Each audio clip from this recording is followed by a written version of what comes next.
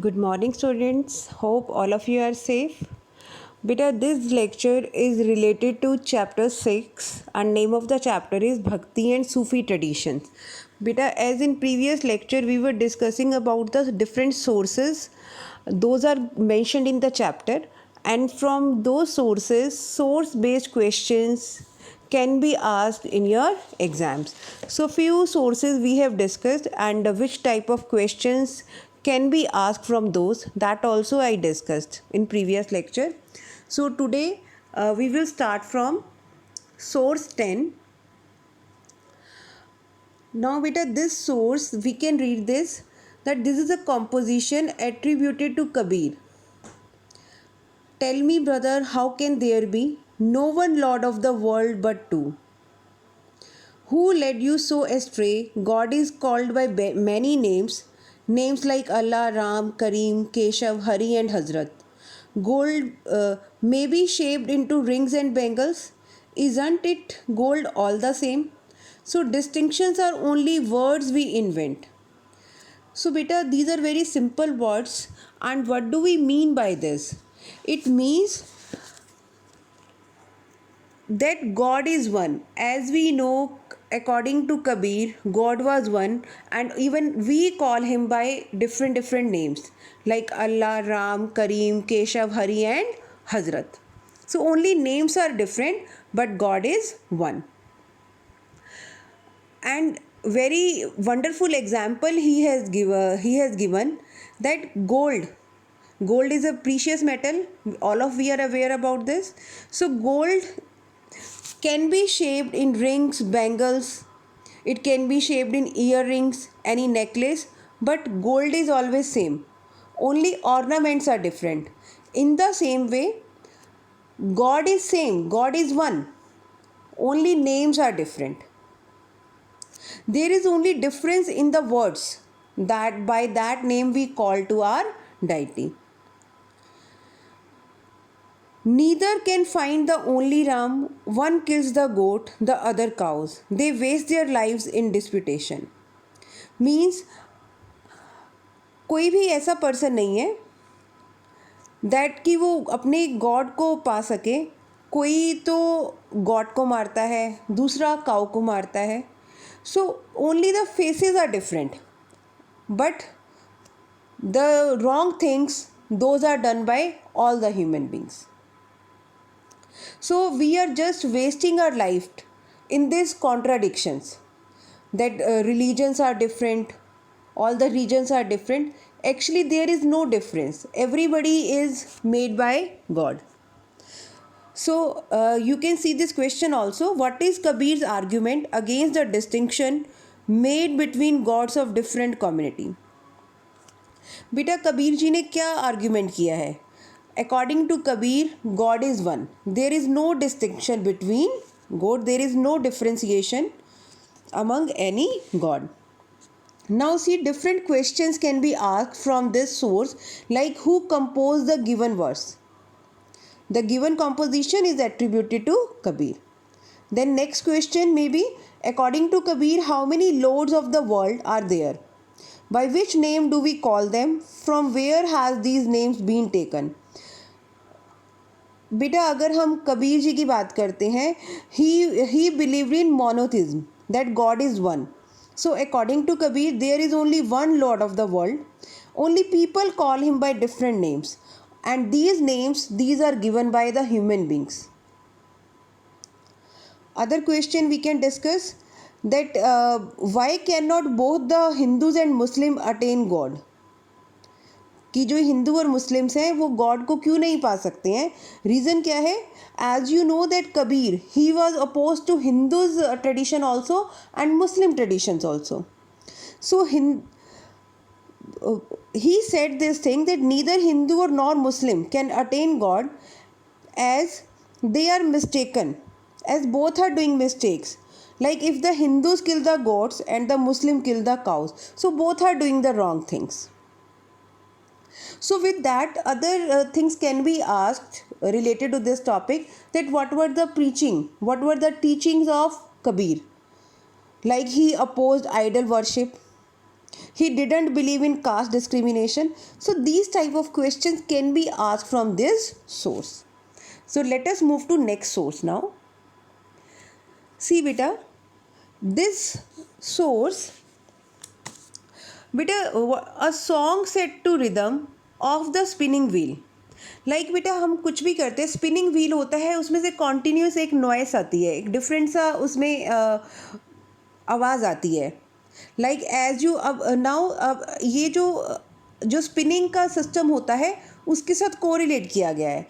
As you take the cotton you do जिक्रे जाली, then as you separate the cotton you should do zikre kalbi. As you spool the thread, you should do zikre any. Zikr should be uttered from the stomach through the chest and threaded through the throat. अब इन्होंने क्या किया है, जो cotton spinning का process है उसको हमारे जिक्र, जो हम कहते हैं रेसिटेशन ऑफ नेम, नाम जपना, इन्होंने उसके साथ कोरिलेट किया है इस चीज़ को.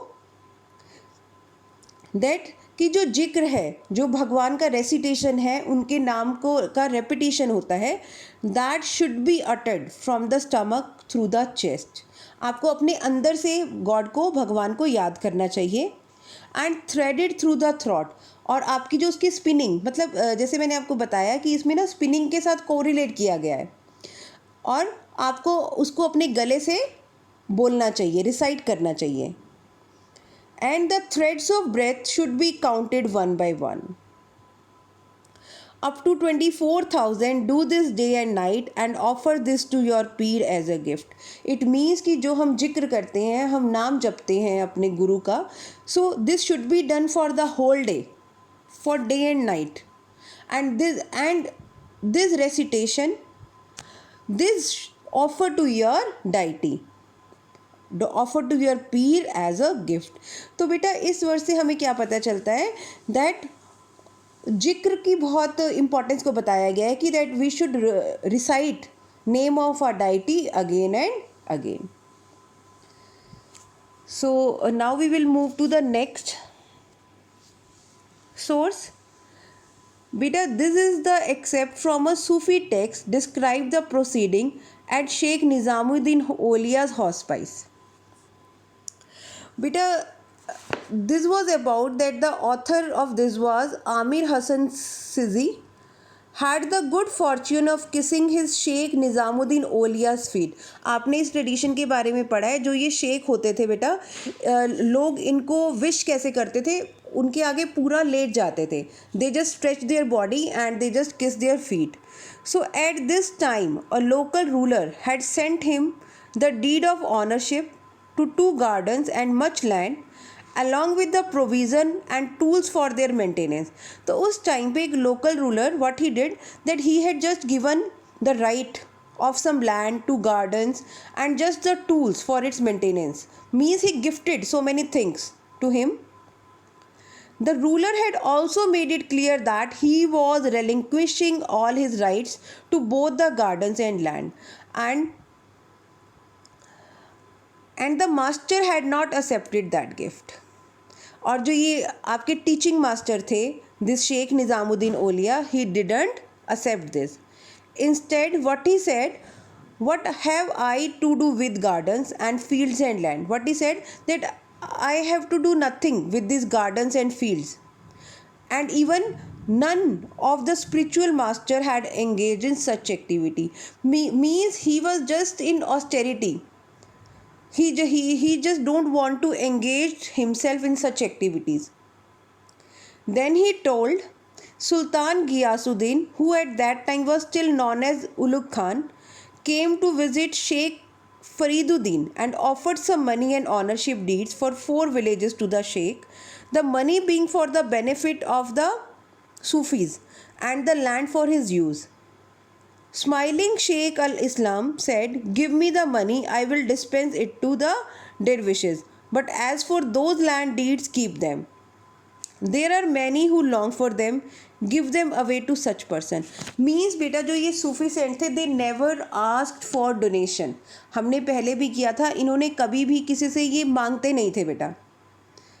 एंड इवन अगर हम इस एक्सेप्ट को रीड करते हैं, then even they refuse to take the land grant. So this was the explanation of this source. Now see, from this also so many questions can be asked, like from where it has been taken and which incident is described in it. Now we know that this has been taken from a Sufi text and it described the event that occurred in the Khanqa of Sheikh Nizamuddin Aulia. Right? Then what did a local ruler send to Sheikh Sahib? What is the name of Sheikh Sahib?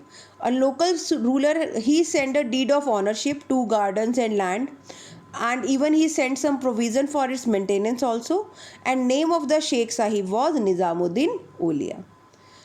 Third question can be, why does Amir Hassan Sizi say that he was fortunate?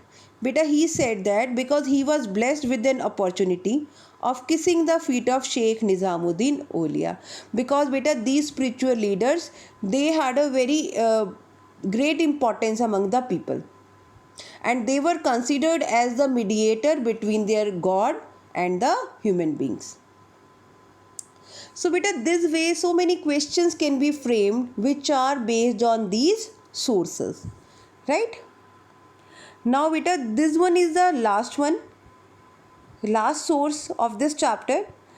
This is part of a song attributed to Mirabai. I will build a funeral pyre of sandalwood and alloy, lighted by your own hand. When I am burned away to cinders, smear this ash upon your limbs. Let flame be lost at flame.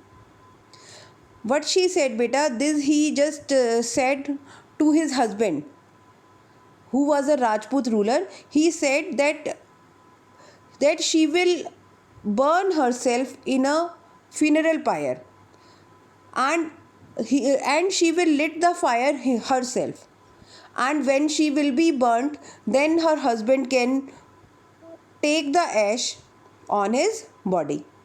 So, and even in other also she said that what can Mewar ruler do to me? If God is angry, all is lost. But what can the Rana do?